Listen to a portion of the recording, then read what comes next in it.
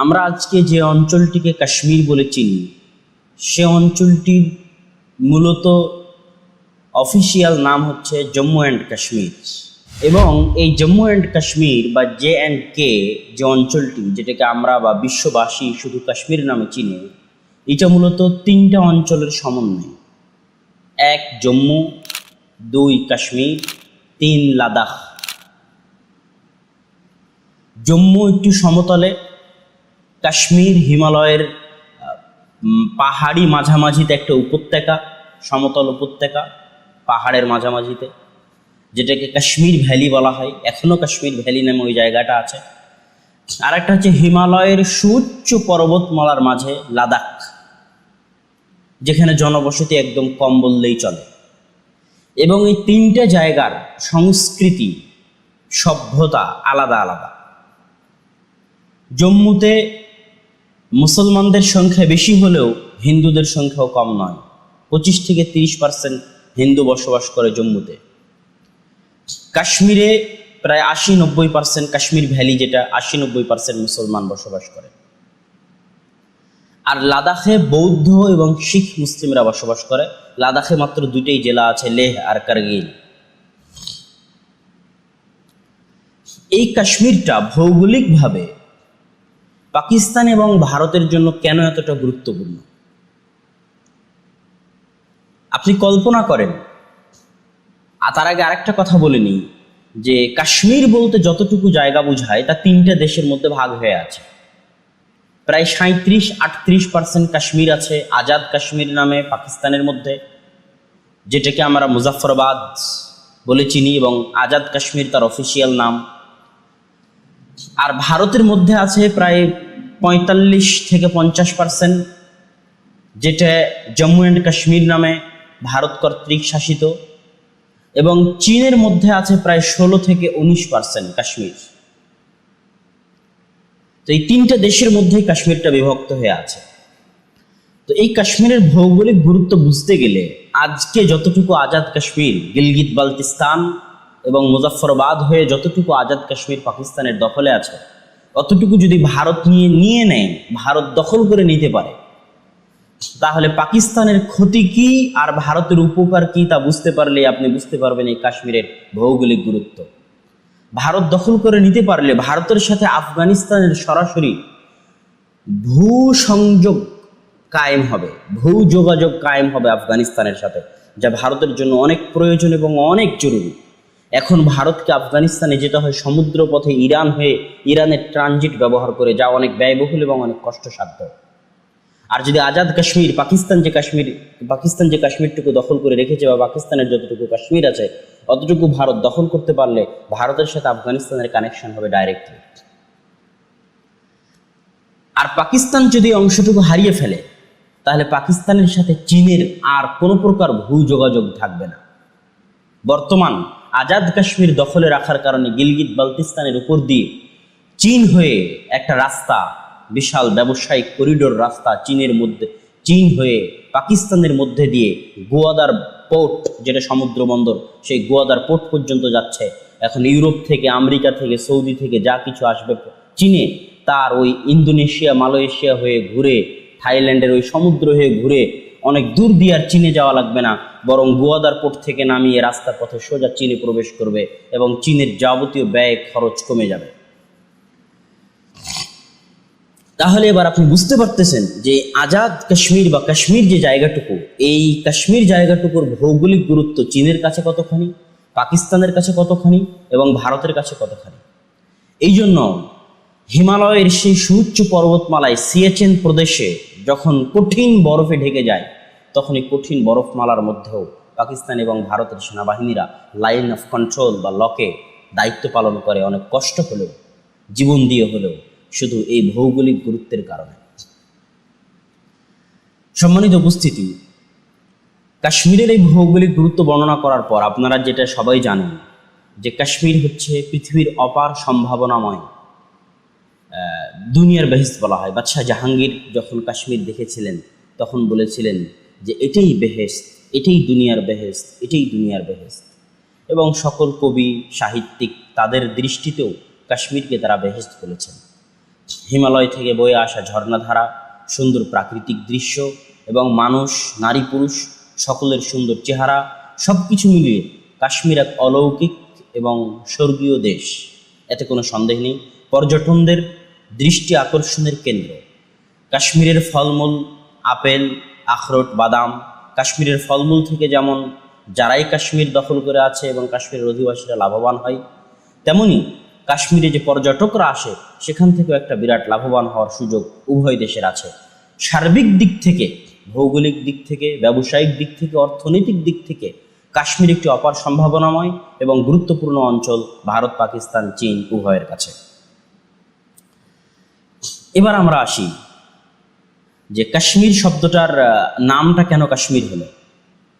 অনেক ঐতিহাসিক অনেক কথা বলেছেন, তবে মুসলিম ঐতিহাসিকগণ যারা ইসলামিক পার্সপেক্টিভ থেকে কাশ্মীরের ইতিহাস লেখার চেষ্টা করেছেন, তাদের দাবি হচ্ছে যে নূহ আলাইহিস সালাতু ওয়াস সালামের যে 3টে ছেলে ছিল তার মধ্যে একজন হাম, এবং হামের একজন ছেলের নাম ছিল কাশ, এবং তার নামকরণে এই উপমহাদেশ বা উপমহাদেশের আশেপাশে বা মধ্য এশিয়ায় অনেক জায়গার নাম কাশ দিয়ে রাখা আছে, যেমন কাশগাড়, তেমনি কাশ নামে অনেক নদীও আছে, ইরাকেও আছে অনেক গ্রামের নাম, নিশাপুরে আছে, তেমনি কাশ্মীরেও হয়তো তাদের বংশধরেরা কেউ বসবাস করতো এবং সেই নামে কাশ্মীর নামটি নামকরণ করা হয়েছে। আবার কেউ শাব্দিক অর্থের দিকে গেছে, তখন বলেছে কাশ্মীর শব্দের অর্থ হচ্ছে শুষ্ক, শুষ্কতা। তো যাই হোক, কাশ্মীর নিয়ে আমরা সামান্য কাশ্মীরের ভৌগোলিক, কাশ্মীরের প্রাকৃতিক আলোচনা করার পর কাশ্মীরের যে রাজনৈতিক ইতিহাস সেই দিকে এগিয়ে যায়। কাশ্মীরের রাজনৈতিক ইতিহাস বলতে গেলে সবার আগে ভারত উপমহাদেশের মুসলমানদের সংক্ষিপ্ত ইতিহাসের ফ্ল্যাশব্যাক টানতে হবে। মুহাম্মদ বিন কাসিমের মাধ্যমে পাকিস্তানের সিন্ধু প্রদেশে ইসলামের যে দাওয়াত শুরু হয়, সেই দাওয়াত ভারতে আরও প্রবলভাবে প্রবেশ করে মুহাম্মদ ঘোরির অভিযানের মাধ্যমে, এবং মুহাম্মদ ঘোরির নিযুক্ত সেনাপতি কুতুবউদ্দিন আইবেক, যার নামে কুতুব মিনার আছে, সে কুতুবউদ্দিন আইবেক প্রায় পুরো ভারতে বিজয় অভিযান পরিচালনা করেছিলেন, এবং সেই কুতুবউদ্দিন আইবেকেরই একজন আস্থাভাজন ছিলেন ইখতিয়ারউদ্দিন মুহাম্মদ বিন বখতিয়ার খিলজি। তিনি 1200-1300 খ্রিস্টাব্দের দিকে এই অঞ্চলগুলোতে, যেটা গৌড় রাজ্য, ভারতের পশ্চিমবঙ্গের নদিয়া জেলা এবং বরেন্দ্র অঞ্চল, যেটা বর্তমান রাজশাহী মুর্শিদাবাদ হয়ে বিজয় অভিযান পরিচালনা করে রংপুর, গাইবান্ধা, নীলফামারী, কুড়িগ্রাম, ঠাকুরগাঁ হয়ে তিনি তিব্বত পর্যন্ত অভিযান পরিচালনা করেছিলেন, এবং তিব্বত অভিযানে ব্যর্থ হয়ে বর্তমান ভারতের দক্ষিণ দিনাজপুরের দেবকোট নামক অঞ্চলে, যেটা আমাদের বাংলাদেশের দিনাজপুরের পাশেই সীমান্তের ওপারে, দেবকোট নামক অঞ্চলে ইখতিয়ারউদ্দিন বিন বখতিয়ার খিলজি ইন্তেকাল করেন। তো এইভাবে ভারতে ইসলামের রাজনৈতিক ইতিহাসের সূচনা হয়।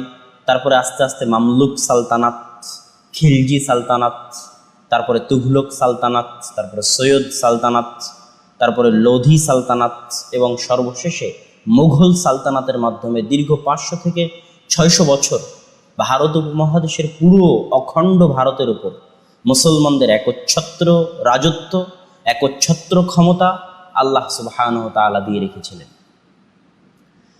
মুঘল সাম্রাজ্যের শেষ দিকে ব্রিটিশরা ইস্ট ইন্ডিয়া কোম্পানির মাধ্যমে ভারতকে দখল করে নেয়, এবং প্রায় 190 বছর তারা ভারত শাসন করে। তাদের নিকট থেকে ভারতকে মুক্ত করার যে আন্দোলন, তাকে বলা হয় আজাদি আন্দোলন। এই স্বাধীনতা এবং আজাদি আন্দোলনে সবচেয়ে বেশি অবদান মুসলমানদের, যা ইতিহাসের ইতিহাস, চেপে রাখা ইতিহাস, এ এক অন্য ইতিহাস, বাজেয়াপ্ত ইতিহাস, বজ্র কলম, এই জাতীয় বইগুলো পাঠ করলে স্পষ্টভাবে অনুধাবন করা যাবে।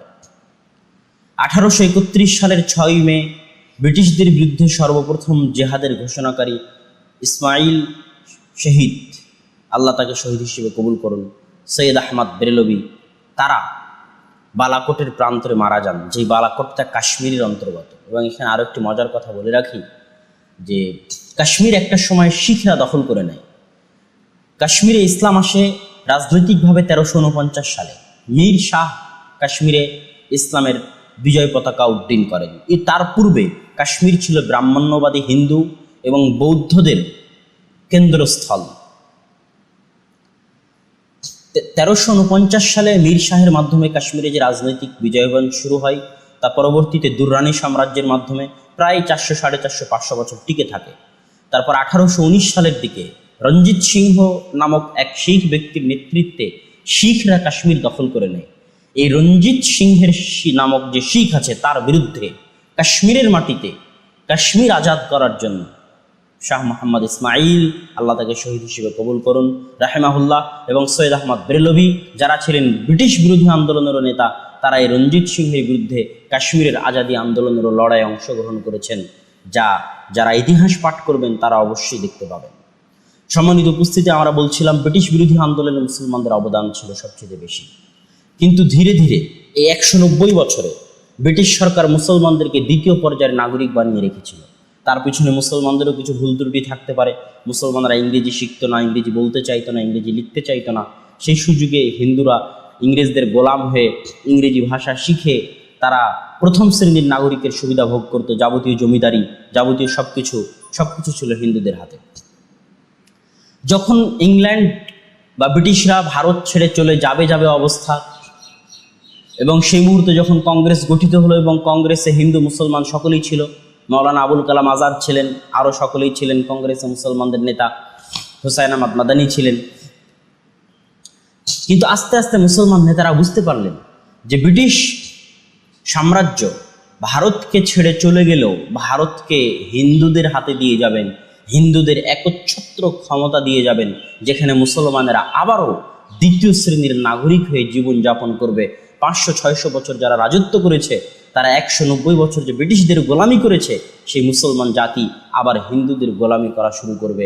এটা বুঝতে পেরেছিলেন যে সমস্ত মুসলিম নেতা, তাদের মধ্যে অন্যতম ছিলেন মোহাম্মদ আলী জিন্নাহ, আল্লামা ইকবাল, শেরে বাংলা একে ফজলুল হক, হোসেন শহীদ সোহরাওয়ার্দী সহ আরও বড় বড় নেতৃবৃন্দ, মাওলানা আকরাম খাঁ, মাওলানা আবদুল্লাহ আল কাফি আল কোরাইশি সহ মাওলানা আশরাফ আলী থানভিউ এবং তাকি উসমানী, যিনি পাকিস্তানের বিখ্যাত আলেম, তাদের বাপদাদারাও তারাও এটা অনুভব করেছিলেন। এবং আহলে হাদিসদের মধ্যে আবদুল্লাহ আল কাফি আল কোরাইশি, মাওলানা আকরাম খাঁ, এবং বাংলাদেশের যারা রাজনীতি করতেন তাদের মধ্যে হোসেন শহীদ সোহরাওয়ার্দী, এবং হোসেন শহীদ সোহরাওয়ার্দীর অন্যতম শিষ্য বাংলাদেশের যিনি স্বাধীনতা যুদ্ধের জনক বলে আমরা জানি, শেখ মুজিবুর রহমান, তিনিও তার অসমাপ্ত আত্মজীবনী বইয়ে পাকিস্তান প্রতিষ্ঠা করতে হবে এবং মুসলমানদের জন্য আলাদা দেশ লাগবে মর্মে তিনি এই আন্দোলনের একজন যুবক সৈনিক ছিলেন, এবং হোসেন শহীদ সোহরাওয়ার্দীর একজন অন্যতম শিষ্য ছিলেন। শেরে বাংলা একে ফজলুল হকের একজন অন্যতম শিষ্য হয়ে শেখ মুজিবুর রহমানও মুসলমানদের জন্য হিন্দুদের বিরুদ্ধে আলাদা পাকিস্তান রাষ্ট্র লাগবে মর্মে আন্দোলন করেছিলেন, যা তিনি তার অসমাপ্ত আত্মজীবনী বইয়ে বিস্তারিত লিপিবদ্ধ করেছেন, এবং তিনি মুসলিম লীগের সক্রিয় সদস্য ছিলেন। তো যখন মোহাম্মদ আলী জিন্নাহ এবং আরও বড় বড় নেতৃবৃন্দ এটা বুঝতে পারলেন যে মুসলমানদের জন্য আলাদা দেশ লাগবে, না হলে ভারতে মুসলমানেরা হিন্দুদের গোলামি শুরু করবে, তখন কিছু মুসলিম নেতা কংগ্রেসের মহাত্মা গান্ধী, জওহরলাল নেহরুর সাথে সাথ দিয়ে বলতে লাগলেন, জিনা আমরা অখণ্ড ভারত চাই, এবং অখণ্ড ভারত হবে সেকুলার, যেখানে হিন্দু মুসলিম সকলেই সমান অধিকার ভোগ করবে। তাদের মধ্যে অন্যতম ছিলেন মাওলানা আবুল কালাম আজাদ মুসলমানদের নেতৃবৃন্দের মধ্যে, এবং দেওবন্দ থেকে ছিলেন হুসাইন আহমদ মাদানী। তারা সকলেই দাবি করলেন যে ভারত হবে সেকুলার এবং ভারতে মুসলমানদের অধিকার থাকবে, অতএব মুসলমানদের জন্য আলাদা রাষ্ট্রের প্রয়োজন নাই।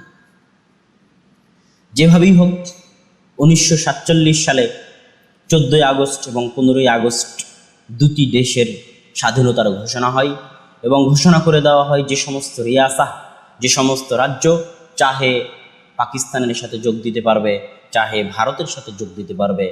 এই নির্দেশে বাংলাদেশ তথা তৎকালীন পূর্ববঙ্গ এবং বর্তমান বাংলাদেশ পাকিস্তানের সাথে যোগদান করে শেরে বাংলা একে ফজলুল হক, হোসেন শহীদ সোহরাওয়ার্দী এবং শেখ মুজিবুর রহমানের নেতৃত্বে। এবং ওইদিকে পাকিস্তানেও বর্তমান যেটা পাকিস্তান আছে, সেই পাকিস্তানের যে রাজ্যগুলো পাঞ্জাব, লাহোর, খাইবার পাখতুনখা, তারাও পাকিস্তানের সাথে যোগদান করে। তিনটা রাজ্য নিয়ে সমস্যা দেখা দেয়।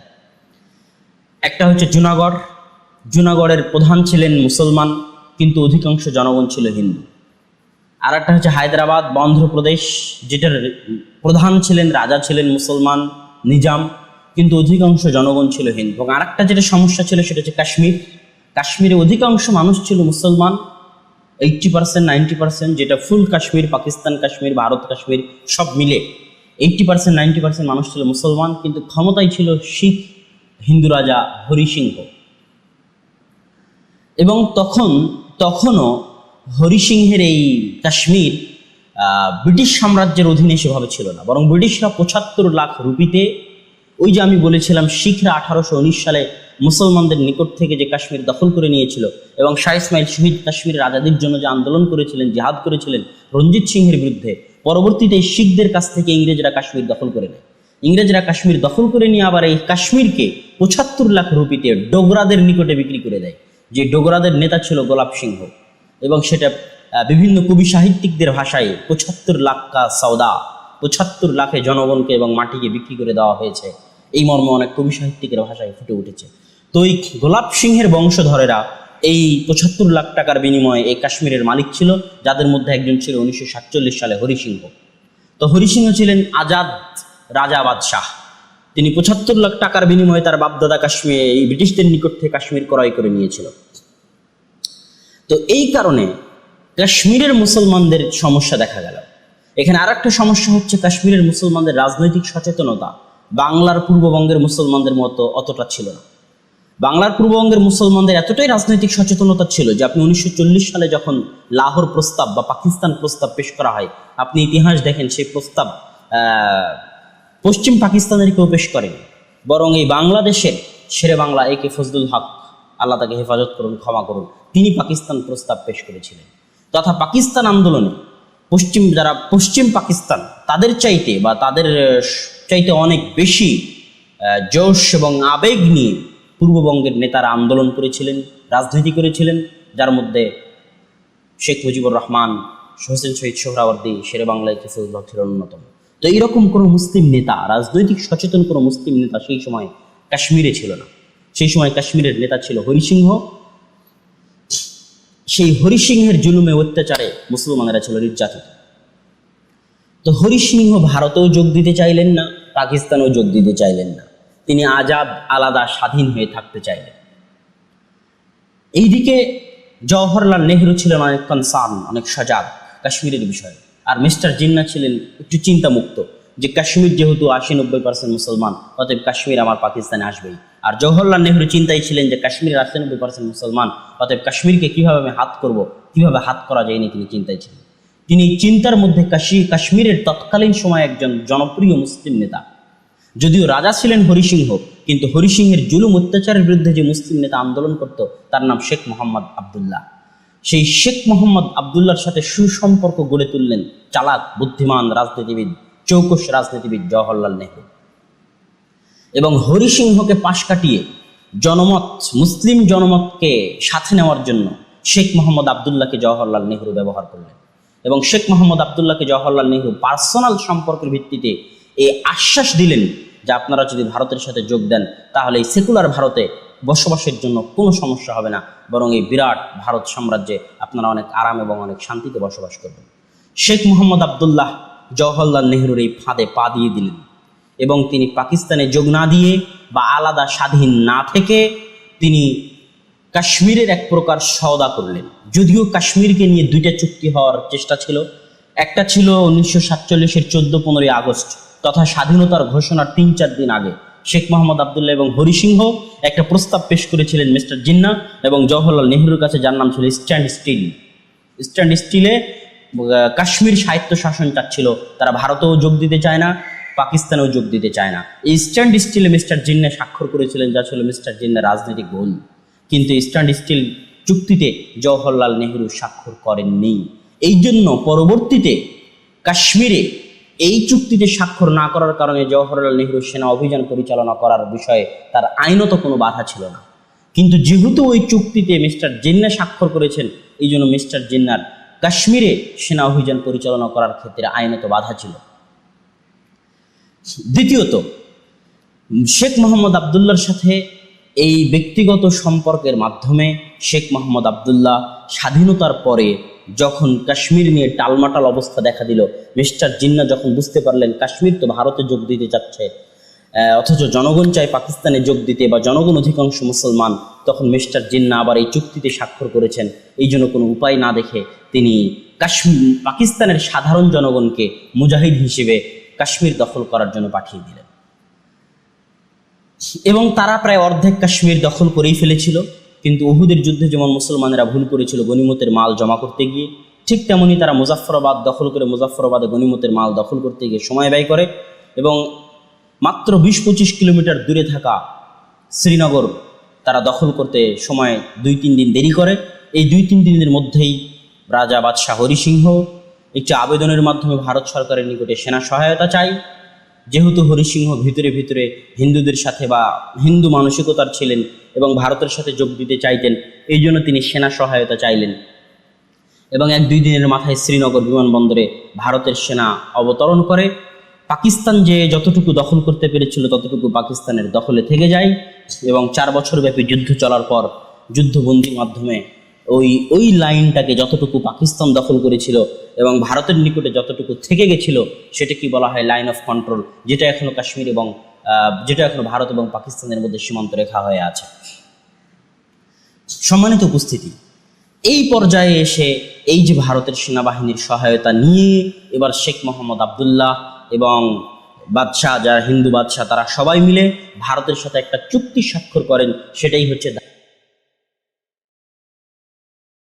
সেই চুক্তিতে কি আছে? সেই চুক্তিতে আছে যে পাকিস্তান, এটাকে বলা হয় ট্রিটি অফ এক্সেশন, কাশ্মীর শুধু ভারতের সাথে যুক্ত হচ্ছে, ভারতের মধ্যে ঢুকে যাচ্ছে না। কাশ্মীর শুধু ভারতের সাথে ইউনাইটেড হচ্ছে কয়েকটা শর্তে।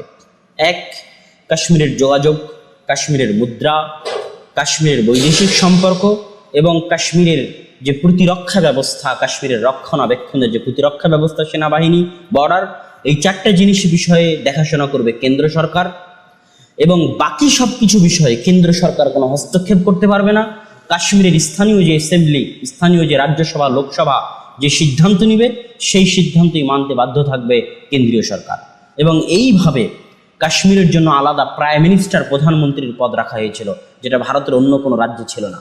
ভারতের সব রাজ্যে মুখ্যমন্ত্রী হয়, চিফ মিনিস্টার হয়, কিন্তু একমাত্র কাশ্মীরে প্রাইম মিনিস্টার হতো।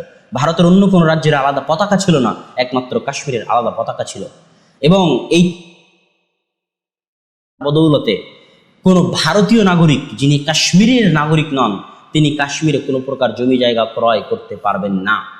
এবং কোনো কাশ্মীরি মহিলা যদি কোনো ভারতীয় নাগরিককে বিবাহ করে, তাহলে সে কাশ্মীরের কোনো জমি জায়গার বিষয়ে কোনো অধিকারের চাহিদা বা কোনো দাবি পেশ করতে পারবে না। এমনকি কাশ্মীরের আলাদা সংবিধান পর্যন্ত ছিল এই বদৌলতে। এই চুক্তি শেখ মোহাম্মদ আবদুল্লাহ এবং জওহরলাল নেহরুর সাথে স্বাক্ষর করেন। কিন্তু দুঃখজনক হলেও সত্য যে এই চুক্তি স্বাক্ষর করার পরে আস্তে আস্তে শেখ মোহাম্মদ আবদুল্লাহ বুঝতে পারেন যে ভারত তো যখন মহাত্মা গান্ধীকে হত্যা করে দেওয়া হলো, তখন তিনি চমকে গেলেন যে সেকুলারিজমের নেতা মহাত্মা গান্ধী, তাকে হত্যা করে দেওয়া হচ্ছে হিন্দুত্ববাদী উগ্রবাদী চেতনার মাধ্যমে। তাহলে ভারত কোন দিকে যাচ্ছে? ভারত তো একটা হিন্দু রাষ্ট্র পরিণত হতে যাচ্ছে। এবং আস্তে আস্তে যখন এই ধারাগুলোকে নামকাওয়াস্তে ধারা রেখে ভারত সরকার সেগুলো মানতে চায় না এবং সেগুলো বাস্তবায়ন করতে দিতে চায় না, নামকাওয়াস্তে ধারা রাখে, তখন শেখ মোহাম্মদ আবদুল্লাহ চিন্তিত হয়ে পুনরায় কাশ্মীরের আজাদির জন্য পাকিস্তানের সাথে, চায়নার সাথে, ব্রিটিশের সাথে যোগাযোগ স্থাপন করা শুরু করলেন। যখন তিনি যোগাযোগ স্থাপন করতে লাগলেন, তখন জওহরলাল নেহরু তার এই বন্ধুকে গ্রেফতার করে 17 বছরের জন্য জেলে ভর্তি করে দেন। এই জেলে ভর্তি করার মাধ্যমে কাশ্মীরের মুসলমানদের নতুন চেতনা শুরু হয় যে আমরা যাকে নেতা মানতাম, যাকে বিশ্বাস করলাম এবং তিনি ভারতকে বিশ্বাস করলেন, তাকে ভারত জেলখানায় দিয়ে দিল। এটা তো ভারত গাদ্দারি করলো। এই যে ভারতের উপর থেকে জনগণের আস্থা উঠে যাওয়া শুরু হলো, আস্তে আস্তে ইট পাথর মিছিল মিটিং, একটা পর্যায়ে সশস্ত্র যুদ্ধ শুরু হলো এবং সেটা আস্তে আস্তে এমন একটা পর্যায়ে আসলো যে বর্তমান বিজেপি সরকার ওই সম্পূর্ণরূপে মূলোৎপাটন করে দিয়ে কাশ্মীরকে 2 ভাগে ভাগ করে দিয়ে, জম্মু অ্যান্ড কাশ্মীর এবং লাদাখ 2 ভাগে ভাগ করে দিয়ে, কাশ্মীরকে আলাদা রাজ্যও না রেখে, পশ্চিমবঙ্গ যেমন আলাদা রাজ্য আছে, বিহার আলাদা রাজ্য আছে, মধ্যপ্রদেশ আলাদা রাজ্য আছে, অন্ধ্রপ্রদেশ আলাদা রাজ্য আছে, উত্তরপ্রদেশ আলাদা রাজ্য আছে, আসাম আলাদা রাজ্য আছে, ত্রিপুরা আলাদা রাজ্য আছে, কাশ্মীরকে আলাদা রাজ্যও না রেখে কাশ্মীরকে সরাসরি কেন্দ্রীয় শাসনভুক্ত করে একটা সেনা গভর্নর কর্তৃক সেনা শাসিত অঞ্চলে পরিণত করার যে চক্রান্ত ভারত সরকার নিয়েছে, তা অনেক দুঃখজনক এবং অনেক ভয়াবহ।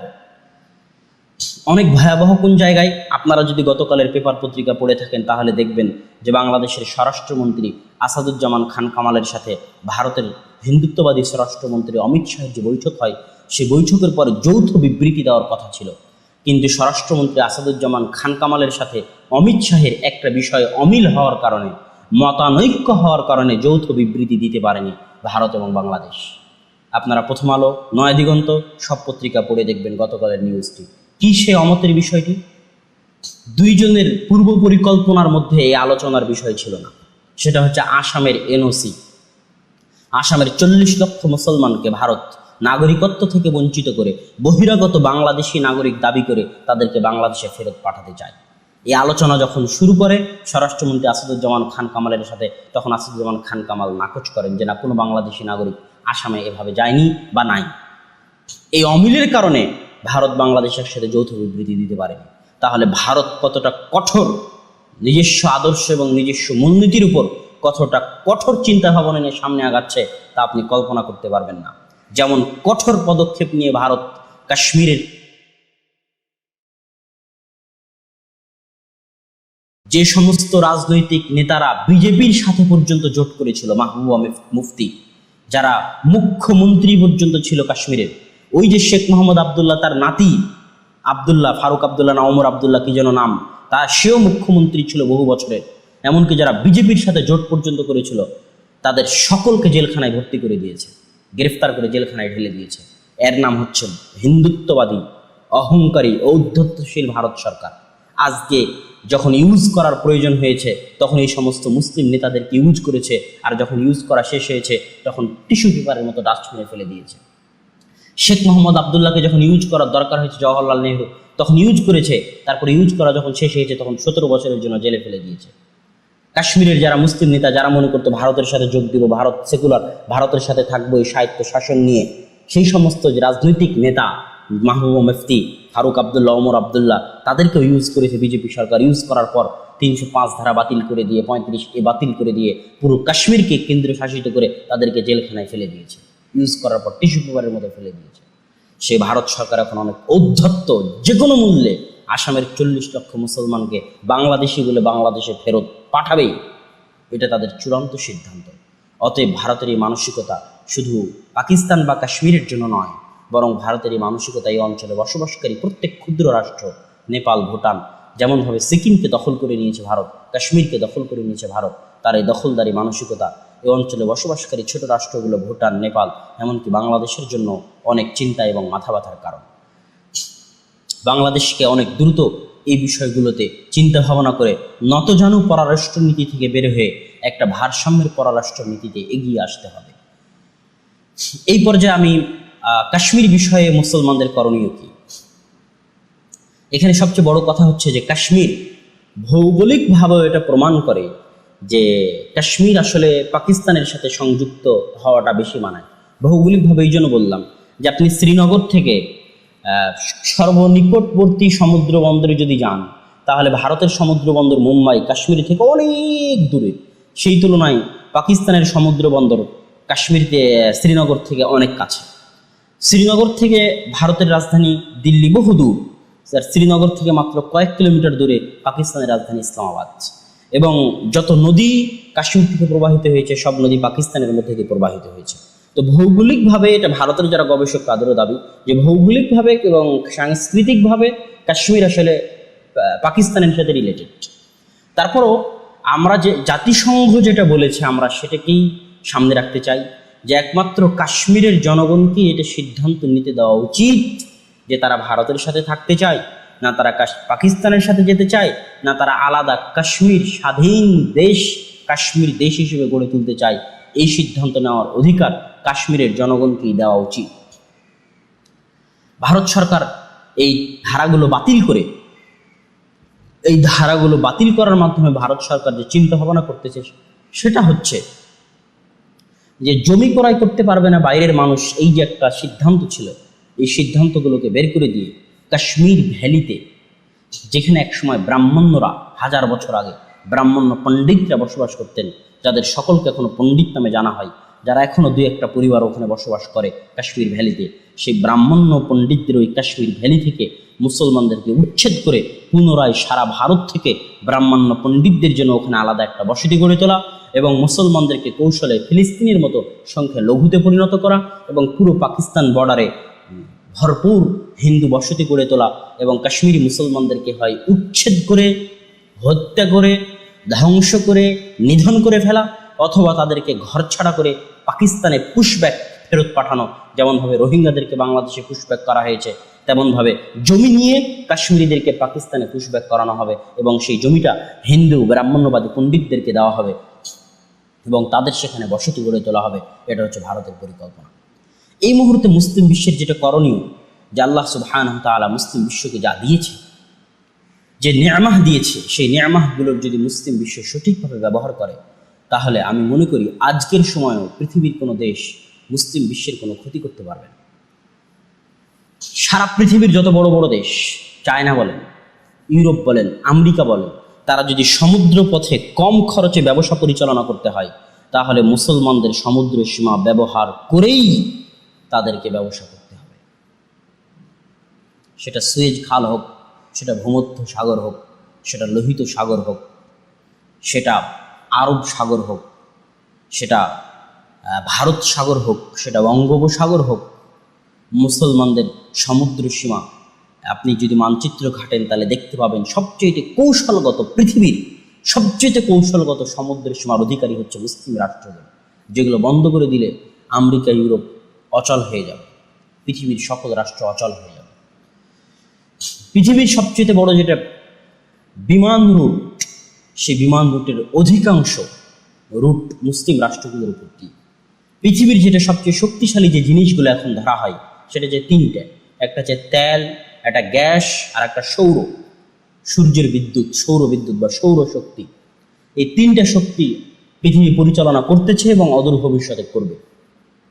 এই তেলের ৮০-৮৫% মালিক মুসলিম রাষ্ট্রগুলো, এই গ্যাসের ২৫-৩০-৪০% মালিক মুসলিম রাষ্ট্রগুলো, সারা পৃথিবীর গ্যাস সম্পদের। আর সৌরের বলা যায় ৮০-৯০% সৌরশক্তির মালিক মুসলিম রাষ্ট্রগুলো। কেননা মুসলিম রাষ্ট্রগুলো যতটা গরম এলাকা, যতটা মরুভূমি সম্পন্ন, ইউরোপ আমেরিকার কান্ট্রিগুলো অতটা গরমও নয়, অতটা মরুভূমি সম্পন্ন নয়, তারা হচ্ছে শীতকালীন রাষ্ট্র। এই জন্য সৌরশক্তি, ভবিষ্যৎ পৃথিবী যদি সৌরশক্তি পরিচালনা করে, তাহলে সৌরশক্তির দিক থেকেও মুসলিম রাষ্ট্রগুলো এগিয়ে। এবং আল্লাহ সুবহানাহু ওয়া তাআলা কিছু কিছু মুসলিম রাষ্ট্রকে এতটা অঢেল সম্পদ দিয়েছে, দুবাই, কুয়েত, কাতার, বাহরাইন, সৌদি, এই মুসলিম রাষ্ট্রগুলোকে এতটা অঢেল সম্পদ দিয়েছে যে তারা এই সম্পদকে ব্যবহার করে অনেক কিছুই করতে পারে। আজকে যদি শুধু মিডল ইস্টের এই কান্ট্রিগুলো বলে যে আমরা ভারতের সাথে যাবতীয় বাণিজ্যিক সম্পর্ক ছিন্ন করব বা ভারতের যাবতীয় শ্রমিককে ভারতে ফেরত পাঠাবো, তাহলে একদিনেই সব কাজ হয়ে যাবে, সব ওকে হয়ে যাবে। এখানে আসলে একক প্রচেষ্টায় কিছুই সম্ভব নয়, ব্যক্তিগত প্রচেষ্টাতেও কিছু সম্ভব নয়। মুসলিম রাষ্ট্রগুলোকে সামনে এগিয়ে আসতে হবে কাশ্মীরি মুসলমানদের হেফাজতের জন্য। এটা মালয়েশিয়া, ইন্দোনেশিয়া, মিডল ইস্টের কান্ট্রি, পাকিস্তান, মালয়েশিয়া এবং মিডল ইস্টের যে মুসলিম কান্ট্রিগুলো রয়েছে তাদের জন্য এটা অনেক বড় গুরুত্বপূর্ণ দায়িত্ব। তারা তাদের এই দায়িত্ব অবহেলা করলে একদিনের জবাব তাদেরকেও দিতে হবে। তো আল্লাহ সুবহানাহু ওয়া তাআলা আমাদের কাশ্মীরি মুসলমানদের হেফাজত করুন এবং ভারতের এই ব্রাহ্মণ্যবাদী সরকারের কুদৃষ্টি থেকে আমাদের স্বাধীন মাতৃভূমি বাংলাদেশের স্বাধীনতা ও সার্বভৌমত্বকে হেফাজত করুন। এই বলে আজকে সংক্ষিপ্ত আলোচনা এখানেই শেষ করছি। ওয়া আখির দাওয়ানা আলহামদুলিল্লাহি রাব্বিল আলামিন। আসসালামু আলাইকুম ওয়া রাহমাতুল্লাহি ওয়া বারাকাতুহু। জেলের মধ্যে তো জেল থেকেও তো আল্লাহ এমনি বের করতে পারেন। ফেরেশতাকে গিয়ে বলবেন ওই যে জেলের মধ্যে ইউসুফ বন্দি আছে, উঠিয়ে দেওয়ালটা পার করে দাও। কত সহজ। তো জেল থেকে ইউসুফ আলাইহিস সালাতু ওয়াস সালামকে বের করার জন্য আল্লাহ সুবহানাহু ওয়া তাআলাকে সিস্টেম তৈরি করতে হয়েছে। এই জন্য তিনি লাতিফ। কি সিস্টেম তৈরি করলেন? বাদশাহ স্বপ্ন দেখলো, সেই স্বপ্নের কেউ ব্যাখ্যা দিতে পারে না। তো আগের যারা জেলের সঙ্গী ছিল তারা বাদশাকে বলল যে জেলে একজন ব্যক্তি আছে যে ব্যাখ্যা দিতে পারবে, ডাকো। ব্যাখ্যা দেওয়া হলো, ব্যাখ্যা মনোপুত হলো এবং তিনি নিজে থেকে বললেন যে আমাকে এই দায়িত্ব দিলে এই দায়িত্ব আমি সঠিকভাবে পালন করতে পারবো, তবে শর্ত হচ্ছে যারা আমার উপর মিথ্যা অপবাদ দিয়েছিল এদেরকে মিথ্যা অপবাদ তুলে নিতে হবে। মিথ্যা অপবাদ তুলে না নিলে আমি জেল থেকে বের হব না এবং কোনো দায়িত্ব পালন করব না। তারপরে তার ভাইদের সাথে তার সাক্ষাৎ হচ্ছে, যখন ভাইয়েরা ওই দুর্ভিক্ষের সময় খাবার নেওয়ার জন্য সেখানে যাচ্ছে। তাহলে প্রত্যেকটা জিনিস এমনভাবে ঘটতেছে যে কেউ বুঝতে পারবে না যে এই এতগুলো জিনিস ঘটানো হচ্ছে, সব শেষে ইউসুফ আলাইহিস সালামকে তার বাপের কাছে ফিরিয়ে দেওয়া হবে। তার পট পরিবর্তন হচ্ছে, প্রেক্ষাপট তৈরি হচ্ছে। তো যেই দিন ইয়াকুব আলাইহিস সালাম তার 11 সন্তানকে সহ মিশরে যাচ্ছেন, সেই দিন মিশরে গিয়ে 11 ভাই ইউসুফ আলাইহিস সালামকে সিজদা করতেছে।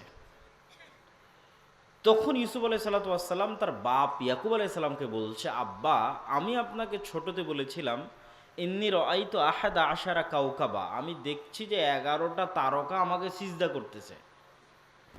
ওই যে ছোটবেলায় স্বপ্ন দেখেছিলাম 11টা তারকা আমাকে সিজদা করতেছে, সেই 11টা তারকা আমার 11 ভাই।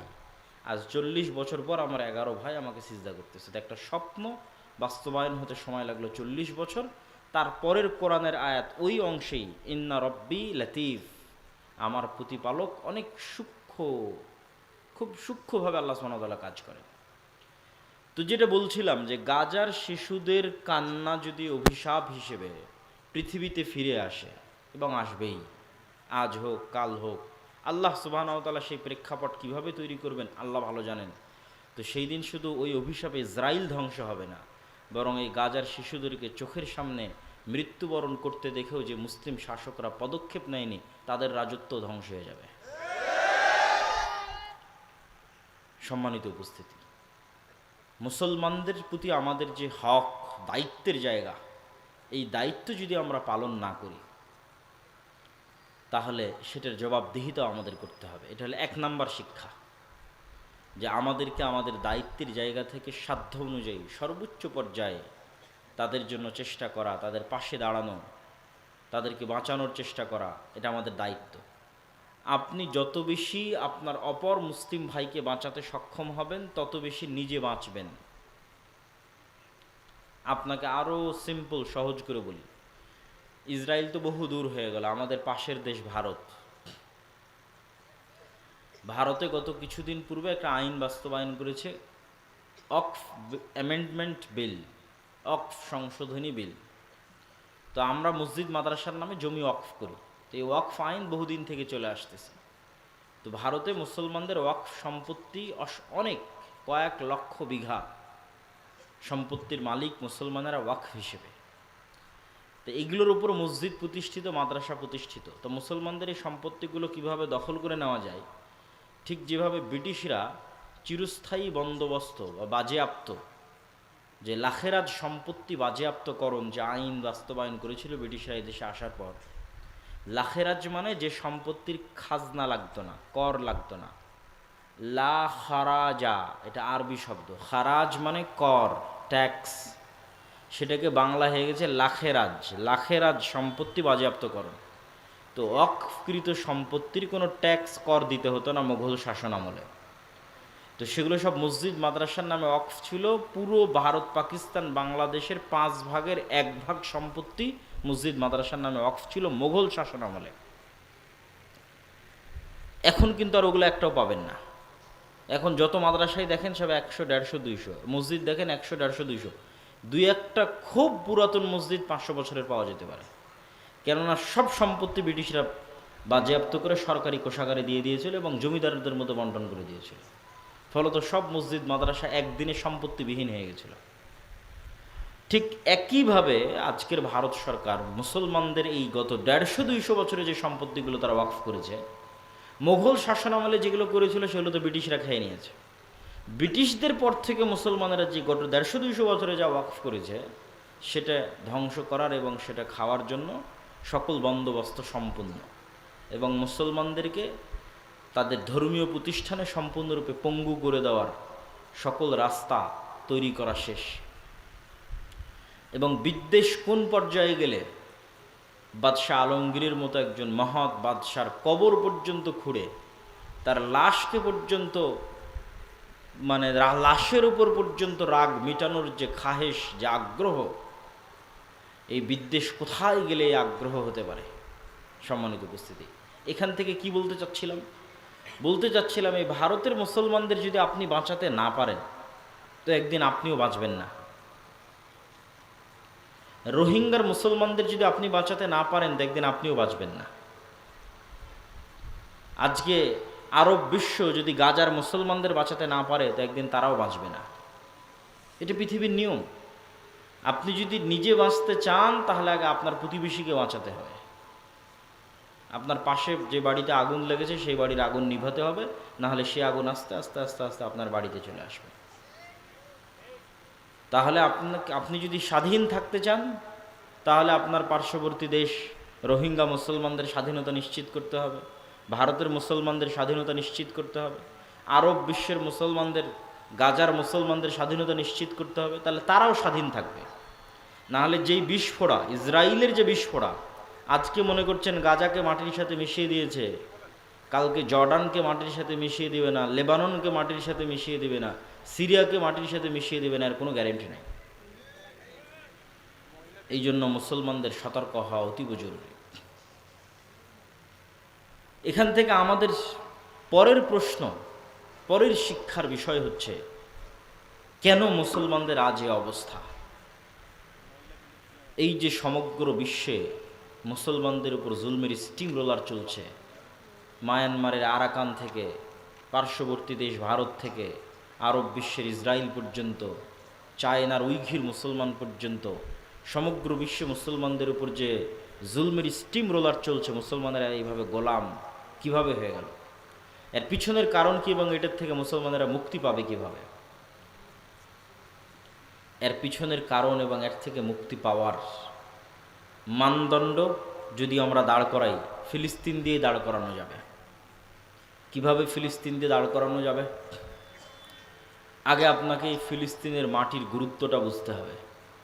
যে আয়াত আমি তেলাওয়াত করেছি, আল্লাহ বলছেন, সুবহানাল্লাযী আসরা বিআবদিহি লাইলাম মিনাল মসজিদিল হারাম ইলাল মসজিদিল আকসা।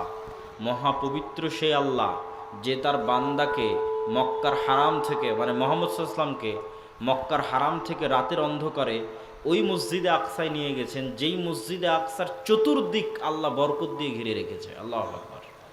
কোরআনের আয়াতের অনুবাদ করলাম, বারাকনা হাওলা, যে মসজিদে আকসার চারিদিক আল্লাহ বরকত দিয়ে ঘিরে রেখেছে। আর এক আয়াতে আল্লাহ সুবহানাহু ওয়া তাআলা বলছেন, ওয়ানাজ্জাইনাহু ওয়া লূতান ইলাল আরদিল্লাতী বারাকনা ফীহা লিল আলামিন। আমি আল্লাহ ইব্রাহিমকে আশ্রয় দিয়েছি ওই মাটিতে, আমি আল্লাহ লূতকে আশ্রয় দিয়েছি ওই মাটিতে, যেই মাটিতে আমি বরকত রেখেছি সমগ্র পৃথিবীর মানুষের জন্য। কোন মাটিতে আশ্রয় দিয়েছেন? ইব্রাহিম আলাইহিস সালাতু ওয়াস সালামের বাপের বাড়ি ইরাক। বাপ যখন বাড়ি থেকে বের করে দিয়েছে, ইরাক থেকে পালিয়ে উনি আশ্রয় নিয়েছেন জেরুজালেমে, ফিলিস্তিনে, শামে। তখন এই দেশের নাম ফিলিস্তিন ছিল না, শাম ছিল। ফিলিস্তিন, লেবানন, জর্ডান, ইসরায়েল, সিরিয়া, এগুলো সব হচ্ছে শাম। হাদিসে যেখানে শাম আসবে, তথা বাংলায় যেখানে, ইংরেজিতে যেখানে আমরা সিরিয়া বলবো, এগুলো সব তার অন্তর্ভুক্ত। ফিলিস্তিন শামের অন্তর্ভুক্ত, লেবানন শামের অন্তর্ভুক্ত, ইসরায়েল শামের অন্তর্ভুক্ত, জর্ডান শামের অন্তর্ভুক্ত, সিরিয়া নিজেও শামের অন্তর্ভুক্ত। তো ইব্রাহিম আলাইহিস সালাতু ওয়াস সালাম ইরাক থেকে শামে হিজরত করলেন, আর লূত আলাইহিস সালাতু ওয়াস সালামের কওমকে আল্লাহ উল্টিয়ে দিলেন, ধ্বংস করলেন। তখন লূত আলাইহিস সালাম ঈমানদারদের নিয়ে শামে আশ্রয় নিলেন, তথা জেরুজালেম, মসজিদে আকসা এবং তার পার্শ্ববর্তী অঞ্চলে আশ্রয় নিলেন। তো এই দুই নবী যেই মাটিতে আশ্রয় নিয়েছে, সেই মাটিকে আল্লাহ বলছেন যে আমি এই মাটিতে সমগ্র পৃথিবীবাসীর জন্য বরকত রেখেছি। আল্লাহু আকবার। লিল আলামিন, সমগ্র পৃথিবীবাসীর জন্য। সম্মানিত উপস্থিতি, এই মসজিদে আকসা মুসলমানদের যে ইতিহাস এবং ঐতিহ্য আছে, সেই ইতিহাস এবং ঐতিহ্যের সাথে কিভাবে সম্পৃক্ত? ইব্রাহিম আলাইহিস সালাতু ওয়াস সালামের বংশের দুইটা ধারা, একটা ধারার নাম বানু ইসরাইল, একটা ধারার নাম বানু ইসমাইল। একটা স্ত্রী সারার বংশধর আর একটা স্ত্রী হাজেরার বংশধর আলাইহিমা সালাতু ওয়াস সালাম। বানু ইসমাইল হচ্ছে উম্মতে মুহাম্মাদি, বানু ইসরাইল হচ্ছে ইসহাক আলাইহিস সালাতু ওয়াস সালাম এবং তার বংশধর, ইয়াকুব আলাইহিস সালাতু ওয়াস সালাম এবং তার বংশধর, ইসমাইলের ভাই ইসহাক এবং তার বংশধর, তারা হচ্ছে বানু ইসরাইল। তো বানু ইসরাইলের সকল নবী, দুই একজন বাদে সকল নবী এই জেরুজালেম, এই মসজিদে আকসায় প্রেরিত হয়েছে। এটা নবীদের শহর, এটা নবীদের স্থান। তার মধ্যে দুই একটা নবীর নাম আপনারা খুব ভালোভাবে জানেন, যেমন দাউদ এবং সুলাইমান। দাউদ এবং সুলাইমান সমগ্র পৃথিবীতে যে শাসন ব্যবস্থা প্রতিষ্ঠা করেছিল, যেই রাজত্ব আল্লাহ অতীতে কাউকে দেয়নি, ভবিষ্যতেও কাউকে দিবে না, সেই বিশাল রাজত্বের রাজধানী ছিল জেরুজালেম, মসজিদে আকসা।